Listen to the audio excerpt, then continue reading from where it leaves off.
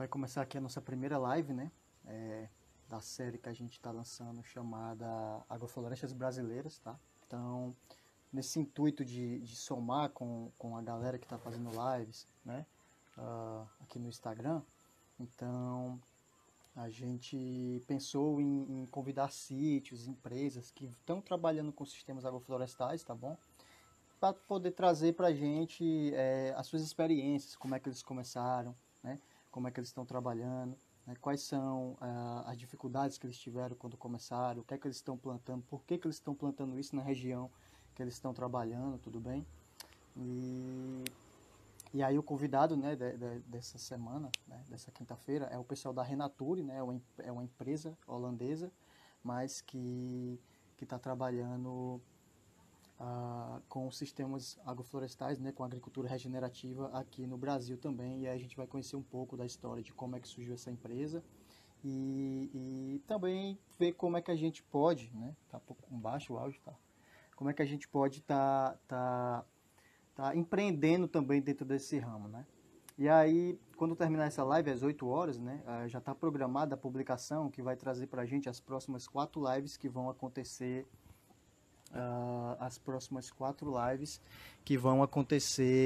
no mês de junho, né? Toda quinta-feira às 19 horas aqui no Instagram da Equacentropia.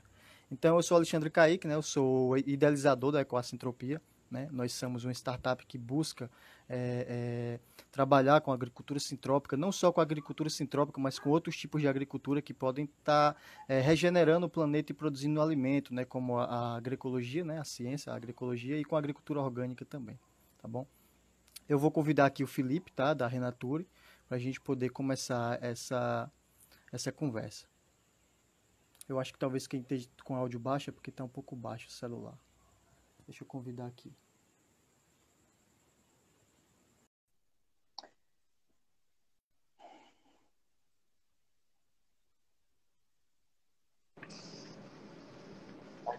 Tudo bom, cara? E aí, Alexandre, como é que tá? Então, eu já conheço há um pouco tempo assim o Felipe, tá? Só pelas mídias sociais, a gente já trocou algumas ideias, né? Eu venho acompanhando o trabalho da Renature, mas eu nunca tinha tido esse contato de vídeo assim com ele. Essa é a primeira vez aqui no Instagram, né? Então, a gente convidou ele para Prazer em participar dessa conhecê-lo aí live. melhor, então. Prazer também. Então, a gente combinou de fazer essa live, né? E de prontidão ele já aceitou, né? Para a gente poder estar somando nesse movimento, né? Com outros perfis que também estão fazendo esse trabalho. A gente poderia fazer mais lives por semana, mas a gente optou por fazer toda quinta-feira, porque já está acontecendo outros movimentos e a gente quer somar ao invés de subtrair, né? Como a gente tem trabalhado nos sistemas agroflorestais, sempre com a cooperação, né? Então, eu vou trazer, se vocês quiserem fazer perguntas, tá? Vocês podem fazer nesse símbolozinho aí do lado dos comentários, tá? Então, eu vou começar aqui com o nosso... Deixa eu ligar aqui o Não Perturbe do celular. Deu uma caidinha rápida ali. Voltou. Então, Voltou. já expliquei um pouco sobre como era o programa, né? Essa live ela vai ficar salva aqui no IGTV da Ecoastropia, tá bom? E depois a gente vai dar um jeito de upar ela para o YouTube, certo? Eu queria só que, para começar assim, Felipe, tu falasse um pouco sobre tu, né? Sobre como despertou esse trabalho com a agricultura regenerativa, e aí depois a gente começa a falar um pouco sobre como surgiu a ideia da Renature, né? Legal. Valeu, Alexandre. Obrigado pelo convite. Ficou uma honra estar aí agora a gente conversando e trocar um pouquinho das figurinhas, das experiências. E eu me identifico muito com o que você falou ali antes, que a gente trabalha tanto com a agricultura sintrópica, com a agricultura regenerativa, com a agrofloresta, com a agroecologia. Eu acho que desde que seja uma agricultura mais resiliente, né, e que seja mais impactante para as pessoas, a gente está trabalhando, né? Então acho que a gente tem muito essa pegada também dentro da Renature, né? Então acho que tem muita coisa similar aí no nosso trabalho. Mas então, contando um pouquinho da minha história, assim, acho que a minha mãe, ela sempre foi muito apegada aos animais e à natureza, né? Ela vem de uma família que sempre trabalhou no campo com agricultura orgânica lá no interior de São Paulo, de produção de cítricos, né? De laranja, limão Tahiti. Até o meu tio avô trouxe limão Tahiti para o Brasil. Então, eu sempre fui pelo lado da minha mãe parte da agricultura, da inclusão da natureza. E por parte do pai, ele sempre trabalhou com bancos e ele sempre foi muito oposto da minha mãe, assim. E eu peguei um pouco desse gosto, assim, pela parte financeira, pela parte de como realmente transformar a agricultura mais sustentável, orgânica, em algo que seja economicamente viável, né? Acho que foi mais ou menos essa um pouco da minha paixão no início. E aí, enfim, eu fiz engenharia de produção, mas não estava muito apaixonado, eu adorava desbravar a natureza e fui fazer uma viagem para a Amazônia, para conhecer os povos, as culturas daquela região, né? E a biodiversidade e a riqueza da nossa floresta. E foi lá que eu me deparei com a cena horrorosa, assim, de quantidade de desmatamento, né? Que se tem por conta de produção de soja, de gado, né? De madeireiros. E isso me fez me questionar muito sobre o que tipo de práticas que a gente está adotando na Amazônia e quão sustentável que é isso, né?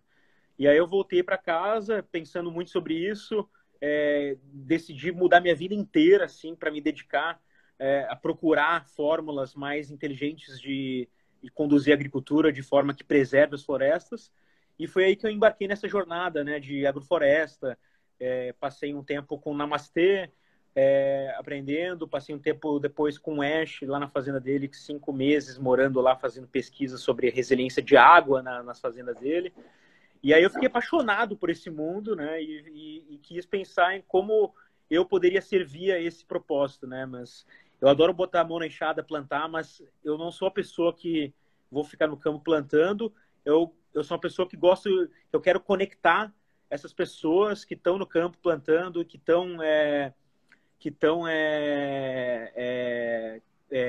são especialistas na área, para conseguir fazer isso se tornar escalável, né? Que possa disseminar isso para o mundo. E foi aí que eu fui para a Holanda. Eu vi que tem muito conhecimento e ciência por trás da agrofloresta aqui no Brasil, mas por que ainda os europeus ou as empresas não estão adotando essas práticas? E foi aí que a gente criou a Renature, com esse propósito de conectar os especialistas com assistência técnica para empresas que têm esse interesse de ter práticas mais sustentáveis, né? E também tentar conectar investidores e fundos perdidos de organizações para poder dar apoio a agricultores que já têm agrofloresta e querem escalonar isso, sabe? Então, enfim, eu meio que entendi o meu papel no ecossistema, assim, e foi mais ou menos por aí que a coisa se desenrolou aí, mas mais ou menos isso. Show de bola. Então, importante, né, essas vivências que a gente tem, geralmente é a partir de uma vivência que vem se despertar de fato para a agrofloresta. Né? Quando eu comecei também, eu era estudante, sou estudante de agronomia ainda, não concluí o curso ainda, né? Dei uma trancada no curso para poder passar mais tempo atuando, né, conhecendo mais, e depois eu volto para concluir, passar desse período de pandemia e tal. E aí também vi essa possibilidade. Você é de qual região mesmo, Alexandre? Do Ceará, região Nordeste. E aí eu queria que tu falasse um pouco, tu já começou a falar um pouco sobre como surgiu a Renature, mas um pouco mais a fundo, né, de como é que a Renature, né, que eu não sei falar no inglês mesmo, eu falo no português, a Renature, né, como é que ela surgiu, como é que ela começou a se escalar, porque são vários países que vocês estão atuando, né? Como que vocês chegaram em todos esses países? Então, a gente foi atrás de quais países hoje no mundo que tem maior taxa de desmatamento, né? Então, a gente viu Brasil e Indonésia, né? Então, a Indonésia tem muito desmatamento por conta do óleo de palma, né? E no Brasil, por conta de gado, soja. E então, a gente criou uma estratégia dentro da Renature de começar nesses países, né? Brasil e Indonésia, com projetos pilotos, e aí trazer a experiência de agrofloresteiros do Brasil, né? Que a gente, de especialistas, para a gente conseguir executar essas áreas. E aí a nossa ideia foi conseguir criar, vamos dizer assim, um movimento, um barulho em torno desses dois projetos para conseguir dar fome, né, de outras empresas, investidores, verem a relevância e a importância de adotarem essas práticas, né? Porque eu acho que a agrofloresta é uma coisa tão lógica, mas tão profunda, né?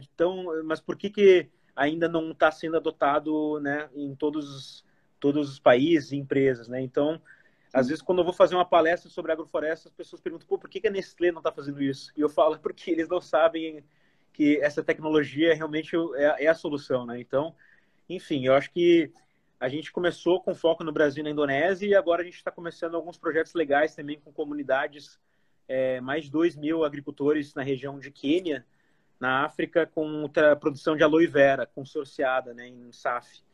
E aí o legal desse projeto é que eles já fornecem a Lush, né, que é uma marca de aromáticos bem conhecida da Inglaterra. Então, o que a Renation sempre tenta fazer é a gente conectar com empresas. E por que a gente fala muito sobre isso? Porque você consegue dar uma visibilidade maior sobre o tema da agrofloresta, da agricultura regenerativa, e aí vai ficando na mente das pessoas, né, dos funcionários dessas empresas.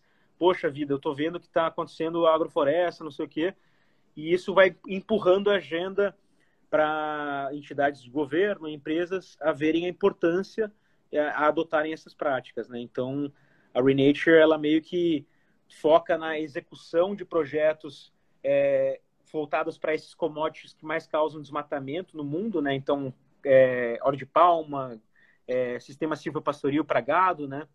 Café, cacau, algodão, madeira, enfim, a gente está mapeando como a gente pode criar esses consórcios de forma que seja economicamente viável, né? Então ainda tem muito desafio e jornada pela frente, mas a gente busca a gente não diz receita porque não se tem receita da natureza, né?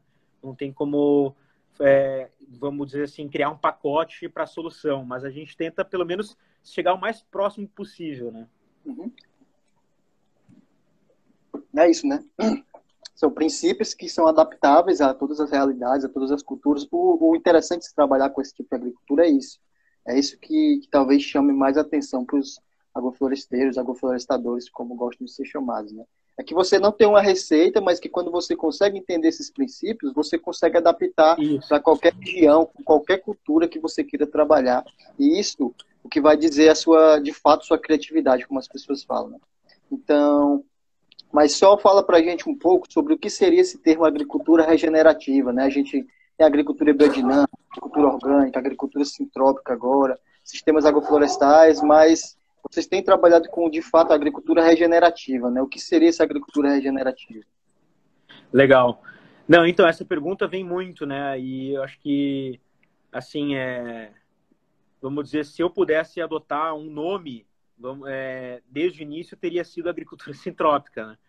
Mas é por conta enfim, de algumas conversas internas com o Ash, com as pessoas, eu senti que ainda era uma palavra que, enfim, deveria se tomar muito respeito pelo Ash, né, para poder usar essa palavra. Então a gente começou a falar de agrofloresta, ficou muito na agrofloresta forte, assim, e aí do nada veio esse movimento forte de agricultura regenerativa, sabe? Então, e aí eu estava dando uma lida, estudando, né, o que significa isso, e eu achei bem interessante, assim, porque a agrofloresta, a gente tende a acreditar que, assim, se pode fazer, que as pessoas tendem a levar a agrofloresta a algo que seja muito complexo, que seja muitas árvores, que, enfim, elas não entendem que dá para simplificar o sistema, né? E a agricultura regenerativa, ela prega a regeneração do solo, né? Acho que esse é o principal objetivo da agricultura regenerativa. Só que o que acontece? Tem muita agricultura regenerativa que é monocultivo, que usa muito agroquímico. Então, enfim, eu não apoio muito bem somente a palavra em si, agricultura regenerativa, como eu vejo algumas coisas da palavra agrofloresta somente que possam estar levando as pessoas a não entender muito bem o conceito. Então, eu meio que uni os dois e comecei a falar de agrofloresta regenerativa, né? Mas, enfim, são palavras, títulos que a gente dá, mas, assim, a gente trabalha com especialistas de permacultura, de agroecologia na África que não precisa ser, sabe, um especialista master de agrofloresta ou de agricultura sintrópica, porque a gente acredita que a gente precisa de conhecimentos locais, né? Então, se a pessoa no local ela tem conhecimento de tal prática sustentável, vamos trabalhar com essa, sabe? Então, mais ou menos por aí, assim. Isso é importante porque vão surgindo novos termos, né? E aí as pessoas vão questionando, algumas pessoas questionam, mas por que dessa ruma de... Por que SAFA? Por que agricultura sintrópica? Por que não só SAF? Né? Mas as pessoas não entendem que um SAF, eu posso ter um monocultivo de eucalipto com braquiária, é uma agrofloresta dentro da terminologia. Porque você tem ali o componente animal da pastagem e você vai ter o componente arbóreo. Dentro da terminologia é um SAF. Ele é sintrópico, ele é agroecológico. Né? E aí também a gente procurou esse nome ecoar-sintropia porque a gente acredita muito na sintropia, mas a gente também deixa claro que a gente trabalha com agricultura orgânica, com sistemas agroflorestais agroecológicos, porque o próprio Ernest fala que o sistema dele não é 100% sintrópico ainda. Então é muito difícil você ter um sistema 100% sintrópico de fato, porque aí você não vai poder usar nenhum tipo de insumo nem nada. Né? Então eu vi que é mais interessante a gente pegar os princípios que a gente consegue adaptar, principalmente a cobertura, o princípio da estratificação e sucessão, e aplicar nos agrossistemas que a gente trabalha, agrossistemas orgânicos, né? Estava assistindo um vídeo do Fernando Rebelo, né, do CEPES, e ele falando que não importa qual é o tipo de agricultura, se é biodinâmica, se é orgânica, se é natural, o que importa é se você está, de fato, regenerando os ambientes, né? Se está trazendo qualidade de vida para as pessoas. Então, é isso que realmente tem que ficar. Né? E aí, depois da gente aprender um pouco sobre o que seria esse termo agricultura regenerativa que vocês têm trabalhado, né? A gente, assim, colocar nessa entrevista como é que a Renature tem trabalhado com sistemas agroflorestais, como é que tem sido a relação, né, com os agricultores na hora de fazer os desenhos das agroflorestas, né? O que é que tem sido levado em consideração para fazer os sistemas, né? E principalmente as experiências que vocês estão tendo aqui no Brasil, né? Legal. Boa, Alexandre. Obrigado. Eu acho que, assim, no Brasil, as experiências que a gente tem tido com agrofloresta vem desde algumas experiências com café ali em Minas Gerais, também com cacau ali na Bahia, a gente está com uma experiência de algodão lá no Pará, e agora estamos começando a entrar também no sistema silvopastoris, né? Regenerativos. Então a gente está lá no Mato Grosso. E aí já é outra história, né? A gente está com um projeto de grande escala lá, uma área de 1.200 hectares, que a gente vai regenerar ela para pastagem regenerativa, né? Usando o sistema silvopastoril, que tem exemplos magníficos na Colômbia já, mostrando que a produtividade chega a ser 4 vezes maior né, de resultado do que no sistema tradicional. Vou citar algumas experiências. Assim. Uma, por exemplo, com o algodão lá no Pará, tinha algumas comunidades ali, 32 famílias que trabalhavam com produção de farinha somente. Eles não produziam alimentos para eles comerem, né? Eles compravam alimentos industrializados e eles plantavam somente a macaxeira na área deles. E eles ficavam dependentes de abrir novas áreas, queimar elas e plantar macaxeira, sabe, em monocultivo. E aí o que a gente fez foi trazer uma empresa de Nova York que trabalha com moda, mas eles estão muito fortes no Brasil. E aí o que a gente fez? A gente entrou com um SAF de algodão, que o algodão seria uma geração de fonte de renda para essas comunidades. Então, em todos os SAFs que a gente desenha, a gente leva em consideração 3 componentes. 1 é a resiliência econômica, 2 é a segurança alimentar e 3 é a autossuficiência de recursos, né? E aí o primeiro componente econômico é o algodão que gerou renda para a comunidade. O segundo seriam espécies que eles mesmos tomam a decisão do que eles gostariam de comer para a gente consorciar, né? Então, Heraldo, o que você gosta de comer? Eu gosto de comer banana, abacaxi, manga. E a gente consorciar isso junto com o algodão. E o terceiro e último são espécies de serviço, né, que a gente chama, biomassa, para eles ficarem independentes de recursos externos, né, que nem como agroquímico e como a agricultura orgânica também, que ainda depende de insumos externos. Então, a gente meio que fez essa intervenção lá no Pará, com essas 32 comunidades, e hoje eles estão com uma área piloto ainda, e estão super engajados nessa causa para tornar esse sistema... Deu uma produtividade super alta de algodão lá, eles estão super felizes e estão comendo da sua própria terra, e acho que é muito lindo assim, ver isso e pensar em como tornar escalável isso aí naquela região que é muito desmatada ali no Pará, para produção principalmente de gado e tal, óleo de palma, alguma coisa, mas enfim. Show de bola, uma experiência fantástica. Mas, de fato, né, a gente, quando tem trabalhado com sistemas agroflorestais, a gente tem feito muito isso, né? Entender como funciona a região.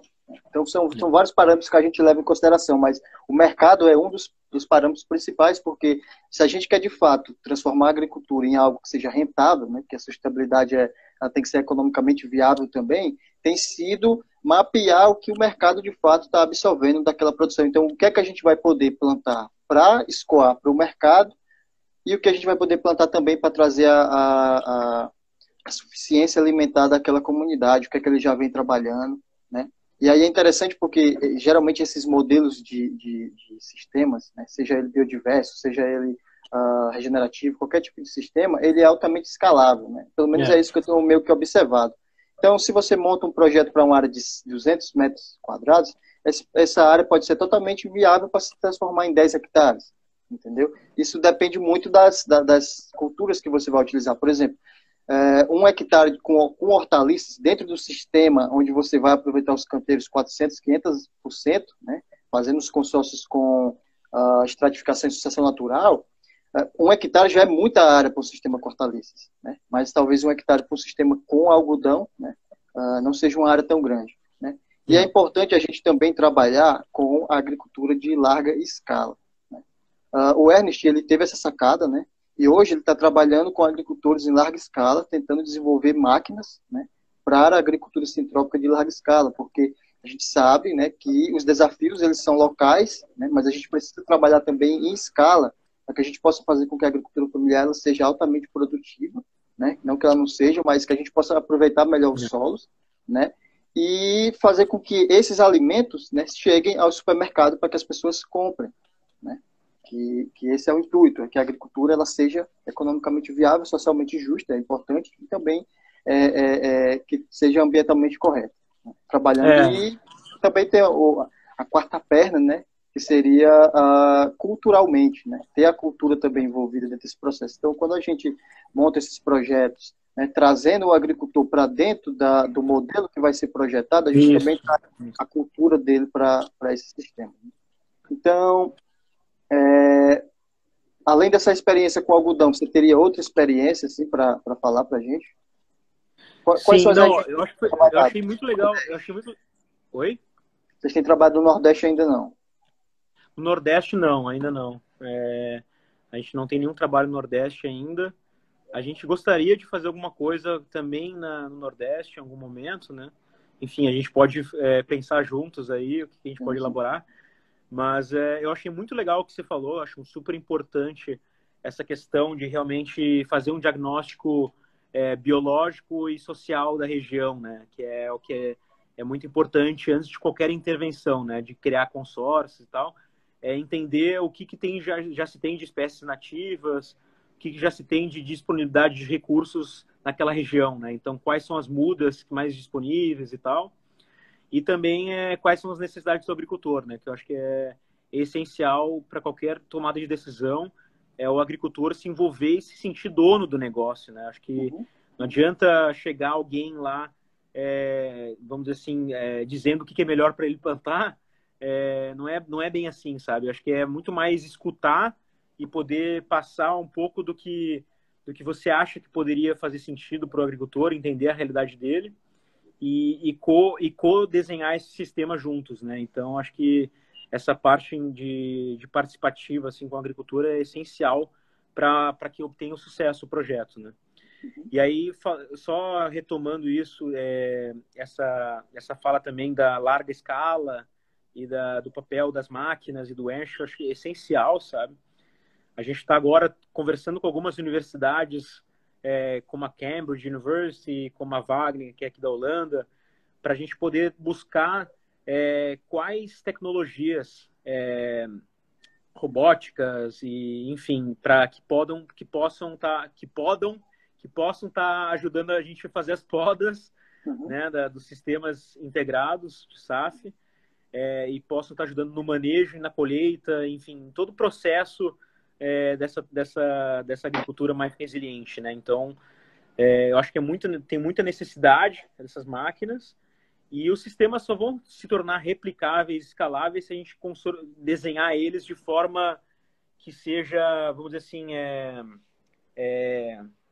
sistêmica e que seja e que tenha essa talvez no início um pouco mais simplificado, sabe? Eu acho que a gente sempre tem tempo de enriquecer o sistema ao longo dele, né? Mas acho que no início, para você conseguir dar uma motivada, né, em quem estiver envolvido no projeto, acho que essa simplificação do sistema pode ajudar a contribuir bastante, né? Dependendo da demanda do agricultor, né? Então, acho que se o agricultor estiver disposto a gerar, vamos dizer assim, a ter um sistema mais biodiverso e se encarregar do manejo, ótimo, né? Melhor ainda.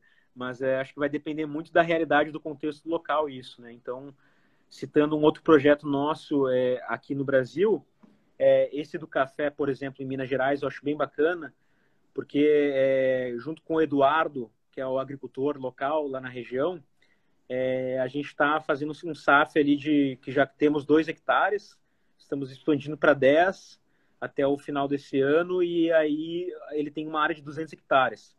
Ele está no meio de uma ilha de monocultivo de café, em torno de 1.000 agricultores na região.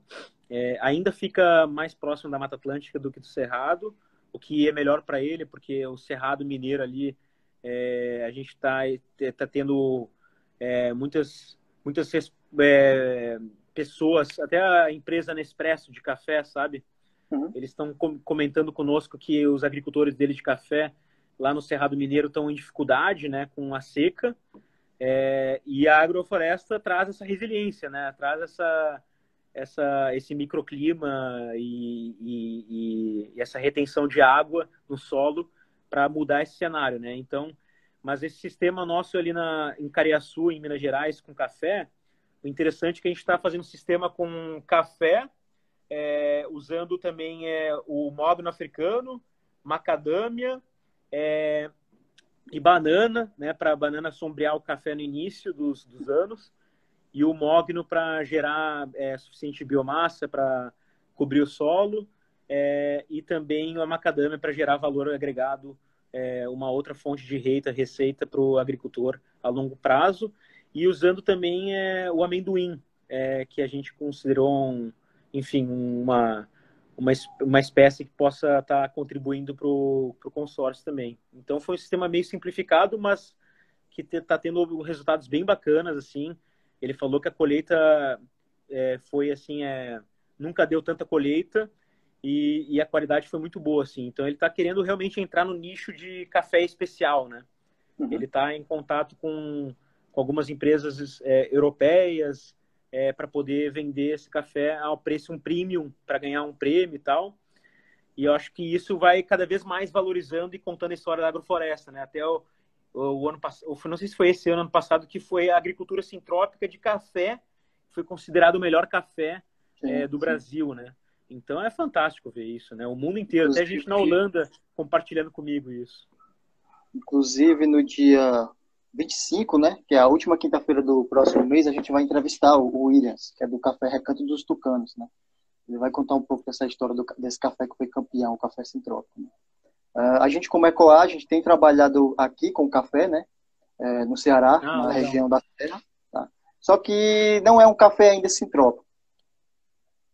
Na verdade, são cafezais antigos, né? Tem um dos cafés que a gente está trabalhando que foi plantado em 1930 ainda, desde 1930 que tem esse cafezal, né? Plantado embaixo de uma mata que chega a ser Mata Atlântica, né? E a gente está fazendo esse manejo de recuperar esses cafés, fazendo um manejo de recepa, né? Porque são plantas que, no café especial, o manejo fica muito difícil, porque são plantas que a copa produtiva delas está com 2 metros de altura. E o café especial você tem que colher ele todo madurozinho, você faz 3, 4, 5 colheitas, né, numa safra. Então você precisa ter cafés mais baixos para fazer essa colheita. Então a gente está trabalhando, né, o sítio São Roque, fazendo essa recepa e manejando os brotos para virarem novas plantas, né, para poder facilitar a colheita. Então, para quem trabalha com sistemas agroflorestais, o café especial é a melhor jogada, porque você não vai ter que competir com o café convencional, né? Então a gente tem que... E é um café diferenciado também, é um café que ele vai ser trabalhado ali mais numa sombra, né, numa luz mais filtrada. Então é um café que tem um valor nutricional bem maior, né? Um valor não só nutricional, mas também um valor para o meio ambiente, né? Alguém fez uma pergunta aqui, quintal dos Irilampos. Eu vi uma pergunta ali antes sobre o que exatamente a Renate faz, porque eu estou falando de projetos no Brasil, né? Essa pergunta mesmo, qual o papel... qual o papel da Renate, né? Nos projetos.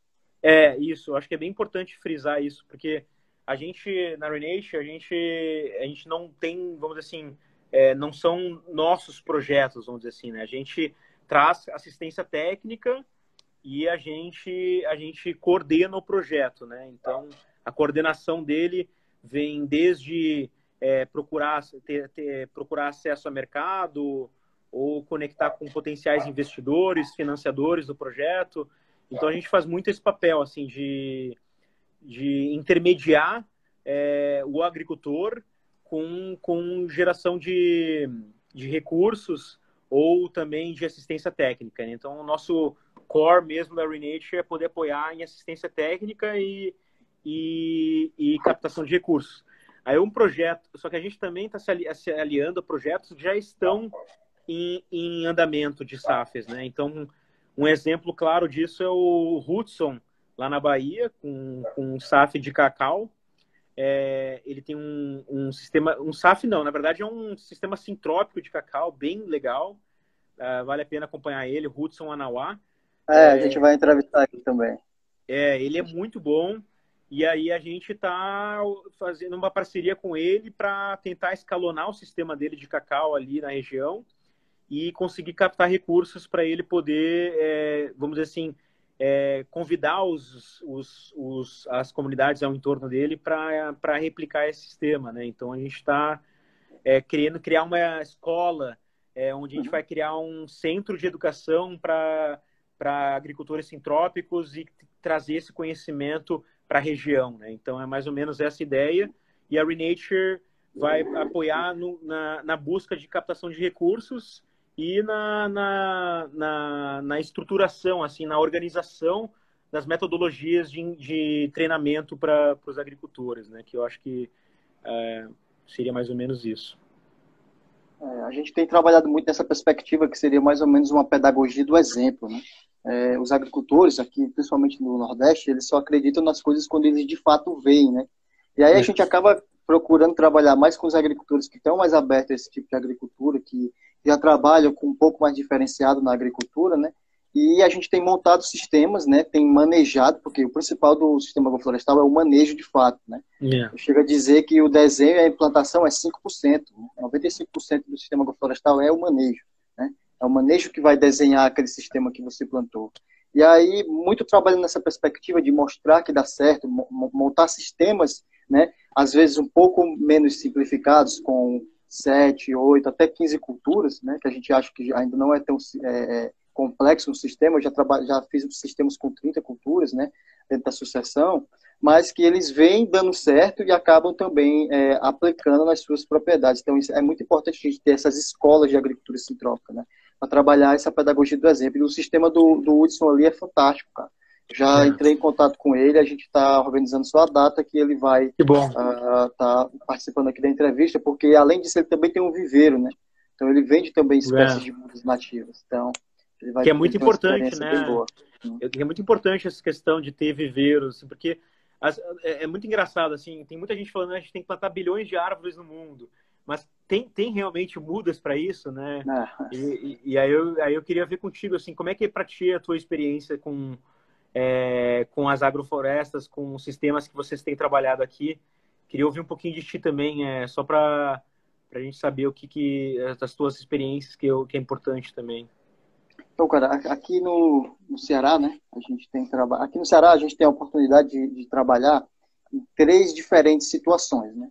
A gente trabalha no litoral, onde a gente vai ter um solo bastante arenoso, mas a gente vai ter uma precipitação um pouco maior, né? Em média 1.200 milímetros. Né? A gente tem trabalhos no sertão, onde a precipitação média vai ser aí de 600 a 700 milímetros ano. Né? Isso no Ceará, você viaja 1 hora, você sai de uma região que chove 1.200 milímetros para uma região que chove 500, 600 milímetros. Tá? E no mesmo pacote a gente também trabalha na região da Serra, que já é uma região já mais apta a cultivar o café, a cultivar o cacau, a cultivar hortaliças, até flores, a gente tem indústria de flores aqui, né, no Ceará. Então, eu comecei o trabalho, né, muito dentro da faculdade, com agricultores familiares, e trabalhando também um pouco com MST, trabalhando em alguns projetos com a Embrapa, né, com agricultores aqui da região. Mas depois a gente viu que muito se falava que a assistência técnica ela é um pouco falida, né, principalmente aqui para o lado do Nordeste. Né? Então, a gente tem a assistência técnica, tem as empresas, mas essa assistência ela não chega de fato como deveria chegar.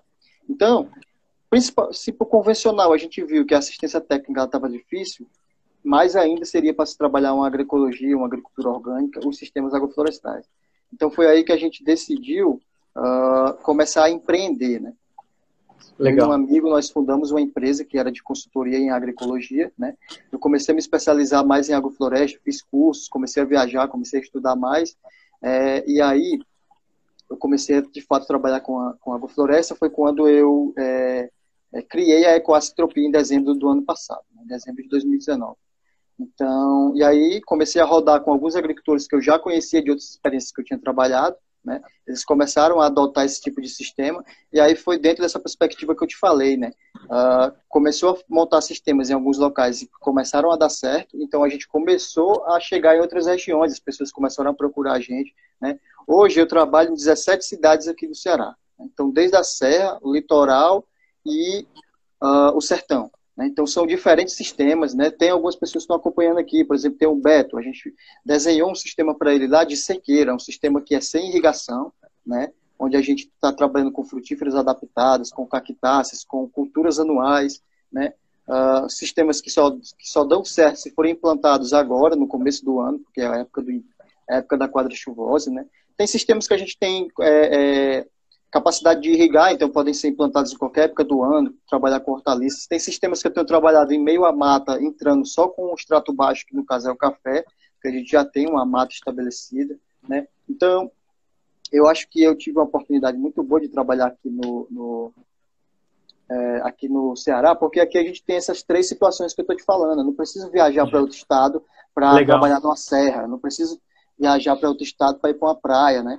Então, a gente tem trabalhado muito nessa perspectiva, né? Estava atuando muito no campo, eu estava viajando o mês inteiro, e aí chegou o período da pandemia, a quarentena, então eu comecei a atuar mais de forma online, né? Fazendo o quê? Criando maior engajamento no Instagram e passando um pouco do que eu aprendi nesse tempo para as pessoas que estão no Instagram, né? E aí surgiu essa possibilidade de fazer essas lives, mas doido para voltar para o campo, porque diferente dos outros agricultores, eu não tenho terra para plantar, né? Então, as minhas experiências são nos agricultores que eu tenho trabalhado, diferente de quem tem um sítio, por exemplo. Na próxima quinta, a gente vai entrevistar o pessoal da Terra Planta Orgânicas, eles vivem dentro de um sítio, né? Isso é muito importante. Um dia, talvez eu tenha o meu, claro que vou ter, mas por enquanto eu trabalho mesmo nas terras dos outros, né? Muitas pessoas perguntam, e a tua terra, a tua plantação? Eu digo, cara, não tenho. Tem um quintal aqui em casa, mas eu não consigo plantar porque tem muito cachorro, né? Eu planto na terra dos outros, né? Sim. Mas eu acho que a gente precisa um pouco de tudo, assim. Eu acho que tem gente que precisa estar plantando e estar realmente, né, realizando o trabalho mais nobre, assim, de realmente estar alimentando as pessoas. E tem também gente como você que está ajudando as outras pessoas a poderem ter mais acesso a esse tipo de conhecimento, né? Então, acho que a gente precisa de todos os, vamos dizer assim, prestadores de serviços para os ecossistemas, né? Então, acho que esse teu papel é essencial. E eu acho que a Ecoar, a Sintropia, é a cara, assim, do empreendedorismo na Sintropia que eu vi em alguns lugares, mas eu achei muito genial, assim, a forma como você criou e comunicou. Então, tá de parabéns. E assim, e 2 coisas que a gente gostaria de que a gente poderia potencialmente fazer, talvez se surgir alguma oportunidade no Ceará, a gente poder colaborar com a tua assistência técnica, né? E já te ter no radar. E também, se você já está envolvido em algum projeto no Ceará que esteja buscando recurso para poder escalonar alguma coisa, a gente também pode pensar em alguma coisa nesse sentido, né? Aqui no Ceará eu tenho trabalhado bastante com... inclusive saiu uma reportagem no Brasil de Fato hoje, né? De um dos agricultores que a gente tem essa experiência de agricultura, né? Era uma coisa que eu ia falar, que eu acabei me esquecendo, foi logo no começo, né? Que a gente tem buscado trabalhar com áreas relativamente pequenas, né? Menos complexas, um pouco mais simplificadas, até porque o entendimento do agricultor também, que está acostumado com um pacote tecnológico onde ele trabalha com uma ou duas culturas no máximo, você chegar para ele com um sistema com 30 espécies, uma saindo em determinado momento, outra começando a produzir, é um pouco confuso para ele. E aí você pode, às vezes, trazer uma complicação para esse agricultor, né? Então, a gente sempre tem começado a trabalhar com sistemas menores, né? E um pouco mais simplificados, mas sempre trabalhando de 5 a 10 culturas no mínimo, né? Mas de uma forma que, com o passar do tempo, na sucessão, vai acontecendo também uma sucessão de conhecimento. Então, o agricultor vai aprendendo junto com a gente aprendendo com o agricultor, como fazer com que aquele sistema seja cada vez mais biodiverso. E a gente tem trabalhado com talhões. Então, a gente trabalha com talhões de talhões. 50 metros quadrados, 100 metros quadrados, e vai ampliando, né? Então, esse agricultor que saiu a experiência dele hoje, do Brasil de Fato, né? Inclusive, eu acho que foi postado no Instagram já, a gente começou com uma área de 20 por 30, depois, com menos de um ano que ele começou a trabalhar com agrofloresta, a gente já tem hoje 5 áreas experimentais. Então, a gente tem áreas com foco em fruticultura, a gente tem áreas com foco em hortaliça, e a gente também está trabalhando junto com uma empresa do Ceará, chamada Coringa Agrofloresta, não sei se você já deve ter visto. Já ouvi falar. Ele tem trabalhado, né, experimentando sistemas em larga escala com a produção de coco, né? Então, eles estão começando a trabalhar com óleo de coco, mas a possibilidade de trabalhar com água de coco, água florestal. Então, lá eles têm áreas com 1 hectare, 2 hectares, né, trabalhando com o coco sendo a cultura carro-chefe, né, mas com a diversidade, utilizando o capim para não ter capim, né, plantando outros frutíferos, trabalhando muito com abacaxi, que dá bem no solo arenoso e na região litorânea. Então, uma das possibilidades aqui no Ceará é se trabalhar sistemas com foco em coco. Outra também, coco. E o algodão, como é que é aí? O algodão, já teve uma época que o algodão foi chamado ouro branco aqui na região, né, tanto no Ceará como uma parte também do Rio Grande do Norte. Na década de 80, o algodão era a principal cultura agrícola da região. Mas aí, você sabe, monocultura, né, a gente vai ter problemas com insetos, e aí o bicudo, ele inviabilizou o cultivo de algodão aqui na região, né? Mas isso em monocultura, né?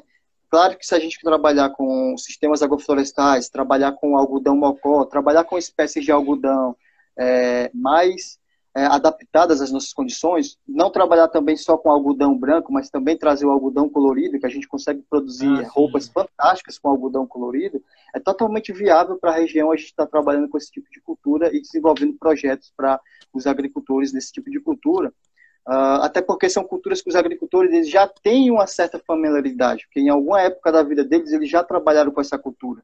Eles tiveram que abandonar realmente por problema que inviabilizou, mas que se você tem essa opção do agricultor já ter trabalhado com essa cultura, então é mais fácil para essa cultura retornar para o dia a dia desses agricultores aplicando nos sistemas agroflorestais, com linhas de árvores, com espécies da caatinga. Que louco, né? Muito louco que o Mato Grosso agora está se tornando um polo assim, de algodão em monocultura, sem ter visto os aprendizados, né, de falhas que teve no Ceará com monocultivo de algodão, né? Eu acho que eles não estudaram muito bem o caso lá, mas tem alguns casos legais, acho que no Ceará, de algodão agroecológico, né? Que a gente está em contato com uma empresa de tênis sustentável chamada Vert Shoes, que eles fornecem praticamente, acho que todo o algodão orgânico que vem de agroecológico ali daquela região do Ceará, que eu não lembro muito bem qual que é, mas eles estão fornecendo daí. Aí eu queria ver contigo se você já viu alguns consórcios legais de agroecológicos de algodão, e se você acha que tem alguma uma possibilidade da gente estar fazendo alguma coisa nesse sentido também. Com algodão, eu realmente ainda não vi, né, essas experiências nas regiões que eu ando, né, você vê o pé de algodão no quintal do agricultor, mas cultivos, de fato, eu ainda não tive essa experiência, né. Eu sei que tem agricultores aqui que conseguiram burlar um pouco esse problema com o bicudo, foi plantando o algodão numa época diferente do que ele era plantado, né. Então, eles atrasam um pouco o cultivo, quando começa o período chuvoso, eles atrasam um pouco o cultivo, porque na época da colheita, na época que o algodão está maturando, eles não têm um problema com bicudo, né? Se você plantar na época mais indicada, eles vão ter problema com o inseto. Então, eles começaram a burlar isso, aprendendo que se eles plantassem um pouco mais tardiamente, eles conseguiam produzir o algodão de fato, né? Mas é uma cultura que casa totalmente dos sistemas agroflorestais aqui na região do Ceará, no semiárido, né, e que podem ser, de fato, trabalhados em sistemas com os agricultores, né. As experiências eu não conheço, a Débora está falando aqui que na região dos Inhamus, é uma região que eu não estou trabalhando ainda, mas que pode ser, de fato, pegar essas experiências e trazer para dentro dos sistemas agroflorestais com as árvores, né.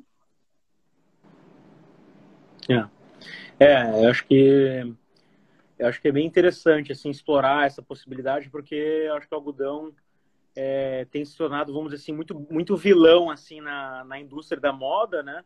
Sim. E eles não entendem que na verdade não é o algodão que está fazendo mal para quantidade de pesticida que se usa ou quantidade de água, de irrigação que precisa, mas na verdade é a forma como ele é plantado, né? Como ele é consorciado, né? Então acho que é super bacana pensar em ter um SAF robusto, assim, sabe, de algodão na região aí para meio que provar para a comunidade que é possível fazer isso de forma mais sustentável, né? É porque sempre a gente, o pessoal do Café dos Tucanos está aí. É porque sempre o que acontece? As pessoas tendem a culpabilizar a planta ou a cultura como se fosse uma tentativa de fazer com que a gente esqueça que, de fato, o que faz mal é o sistema que ela está inserida. Então, o problema não é o eucalipto, o problema não é o ninho indiano, o problema óleo não é o de palma, né? Galera lá na Europa parando de comer coisas que tem de óleo de palma, falando, o óleo de palma faz mal para tudo, sabe? Essa planta é o vilão. O problema não é o coco, a monocultura, o problema não é o algodão, o problema não é a soja. O problema é a monocultura. Isso, o problema é a monocultura, é como isso está sendo trabalhado. Porque essas espécies florestais, essas espécies de animais já estavam aqui, né? E o planeta ele acontecia, né? Então, o problema de fato é a monocultura. E aí, com sistemas agroflorestais, a gente consegue trabalhar essas culturas de uma forma bem mais inteligente, né? Eu acho que outra pergunta que teve aqui foi sobre como... deixa eu ver aqui. De onde vem o financiamento para a Renature e fomentar os projetos? Falou um pouco já no conceito, né? Então, a gente está recebendo o aporte financeiro por duas entradas. Assim. Uma são investidores de impacto, né, que são investidores que não são tradicionais. Eles não estão querendo, vamos dizer assim, lucrar em cima da iniciativa, do projeto. Eles, claro que eles gostariam de ver o sistema sendo economicamente viável, mas eles entendem que é algo a longo prazo, e para eles o mais importante é o impacto gerado, né? Então, quanto de carbono no solo você conseguiu sequestrar, quanto de biodiversidade se aumentou. Dependendo da métrica ou indicador de impacto que ele estiver interessado, ele acaba financiando. Então, vamos dizer, o agricultor pode fornecer X% de aumento de biodiversidade. Enfim, a gente usar sensores para quantificar isso, e ele fica super interessado em aumentar o portfólio dele de investimento para coisas de impacto ambiental e social, né? Então, esses investidores estão cada vez mais aumentando no mundo, felizmente, e a gente está conhecendo alguns, assim, mas ainda tem uma jornada muito longa para se percorrer. A gente está recém no início, assim, dialogando com alguns, e até por isso que eu vou responder a segunda pergunta, que é a assistência técnica da Renature é aplicada para quantos hectares no mínimo, né? Então, a Renature, ela começou, assim, muito na assistência técnica. Mas o que acontece? A gente acredita muito que a gente não quer dominar o conhecimento da agrofloresta, sabe? Da agricultura regenerativa. A gente não quer, tipo, contratar pessoas para a equipe para a gente meio que, vamos dizer assim, ser o dono dessas práticas. A gente tem preferência em ter parceiros, tanto empresas, indivíduos, que são especialistas, que podem nos trazer um conhecimento deles para específicos projetos, sabe? Então, a assistência técnica da Renature vem muito da demanda do projeto, né? Então, se a gente vai ter um projeto no Ceará, a gente vai trabalhar com o Alexandre. Se a gente tiver um projeto na Indonésia, a gente vai trabalhar com um especialista local. Então, depende muito da geografia do local. E o hectare mínimo é 1 ou 2 hectares. Um hectare, assim, mas que tenha o potencial de escalonar. Talvez não na sua propriedade, mas pelo menos na região, sabe? Então, a gente tenta se envolver em projetos que têm vamos dizer assim, esse potencial de atingir uma escala, né? Em termos tanto de área ou de pessoas, né? Que possam estar adotando essas práticas. Mas é mais ou menos por aí, assim. Eu acho que o financiamento vem de investidores de impacto, principalmente, mas a gente está tentando conversar também com organizações, fundações de filantrópicas, com bancos também que estão voltadas para a sustentabilidade. Tem um banco holandês chamado Triodos, que eles não financiam nada que envolva agroquímico, somente agricultura orgânica. E eles estão, enfim, somente na Europa ainda, mas a gente está querendo iniciar alguns projetos com eles no Brasil. Então, acho que a ideia é poder, enfim, mostrar os cases de sucesso de agrofloresta para esses possíveis investidores, para a gente conseguir fomentar cada vez mais essas iniciativas e fazermos isso juntos acontecer aqui no Brasil, né? Eu acho que fica aí a possibilidade da gente estar tentando trabalhar, inclusive naquele formulário que eu preenchi, eu montei um sistema para tu avaliar com foco na cultura do coqueiro, porque já era uma cultura que eu estava aprendendo a experiência com o pessoal da Coringa, né? Mas fica aí aberto a possibilidade da gente, talvez, tentar desenvolver um projeto com algodão, né? Inclusive nessa região onde essa empresa já está atuando, né? Para a gente poder fazer com que a gente consiga trabalhar os sistemas agroflorestais um pouco mais aqui no Ceará, né? E com culturas que, de fato, os agricultores já têm uma certa familiaridade, né? Seria, no caso, o algodão, onde a região... Inclusive, tem algumas teorias que falam que trouxeram o bicudo para cá, lá dos Estados Unidos, como uma forma de boicotar a indústria da têxtil brasileira, né? Então, o professor de entomologia na faculdade, ele falou um pouco disso, né? Da questão da mosca das frutas, mas também da questão do bicudo. Estava muito forte a indústria têxtil, então eles trouxeram esse elemento para causar o dano que causou na região, né? E hoje você vê algumas experiências com algodão, mas se você comparar com há 30, 40 anos atrás, não chega a ser 1% do que já foi aqui a região produtora de algodão, né? A nossa live está terminando, né? Faltam 5 minutos para começar às 20 horas. Eu talvez pudesse falar um pouco para as pessoas, né, que estão assistindo. Tem algumas perguntas que são um pouco mais técnicas, mas aí vocês podem fazer essas perguntas lá nos stories, né? Falasse um pouco do quão os sistemas agroflorestais têm transformado a vida das pessoas que vocês estão trabalhando, né? Para que as pessoas tenham esse sentimento para si e que possam também estar trabalhando com sistemas agroflorestais nas suas propriedades, porque o intuito, de fato, dessa live é trazer todas essas informações que a gente conversou, mas também fazer com que mais pessoas se interessem por esse tipo de sistema, né? Trazer experiências reais que estão acontecendo ao nosso redor, que muitas vezes a gente não conhece, né? Legal, muito boa pergunta, viu, Alexandre? Eu achei ótima essa nossa conversa e eu acho que essa última pergunta vai muito bem de encontro com um dos principais motivos assim que me faz ficar cada vez mais feliz e inspirado a disseminar a agrofloresta pelo mundo, assim, né? Eu acho que um dos trabalhos mais bacanas assim que a gente tem visto resultado nos nossos projetos foi na Indonésia, particularmente. A gente está trabalhando com pimenta branca como carro-chefe, e ela está usando a gliricídia para poder trepar. E em torno da pimenta branca tem madeira, tem frutas. E o mais legal desse projeto é que a gente desenhou ele para uma família de agricultores. E cada agricultor tem a sua linha, o seu canteiro, vamos dizer assim, né? E nesse canteiro tem todas as frutas, verduras, coisas que eles queriam comer, né, se alimentar. E é muito legal ver o quanto que eles estão levando isso como se fosse um jogo, uma brincadeira, sabe? Assim, eles meio que fazendo um prato de todos os alimentos que vieram do mesmo canteiro, e eles meio que, tipo, fazendo levando isso como se fosse uma diversão, sabe? Então, acho que a agrofloresta oferece isso também, né?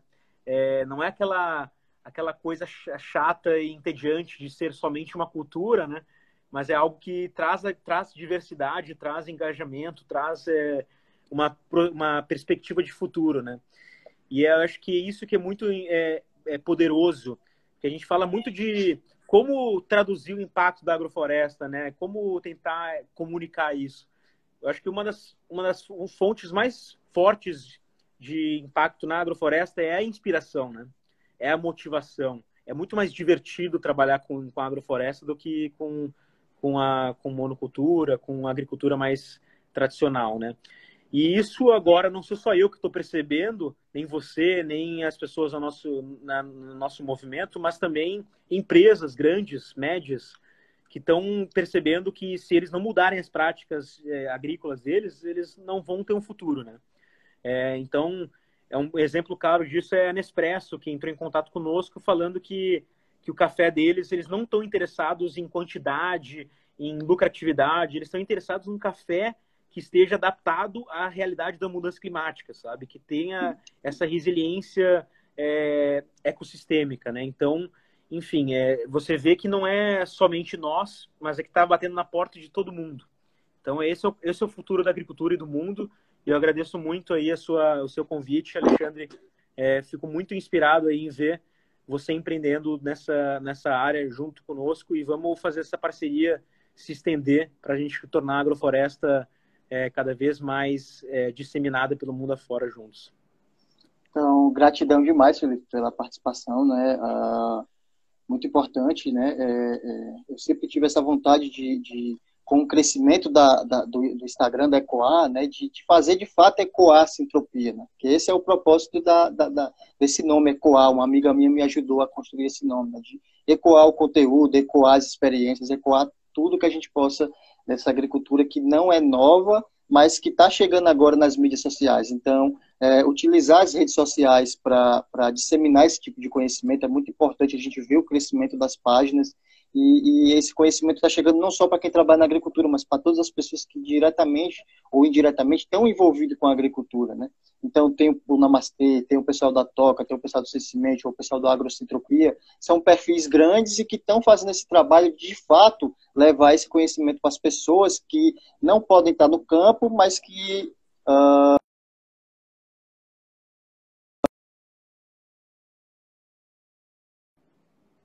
também um pouco desse conhecimento, né? Então, gratidão de novo pela participação, agradecer a todo mundo que participou aqui, né, dessa primeira live. Então, toda quinta-feira a gente fica esse convite aí para participar das lives.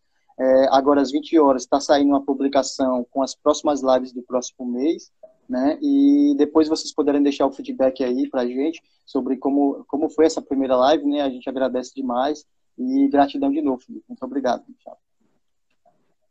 Muito obrigado, Alexandre, pelo convite e pessoal aí por participar. E vamos juntos nessa aí, que tem um provérbio africano que eu gosto muito, né? Se você quer ir rápido, vá sozinho. Se você quer ir longe, vá junto, né? Então, vamos com tudo, Alexandre. Valeu, pessoal. Obrigado pela participação. E essa live vai ficar salva no IGTV, tem essa opção agora, né?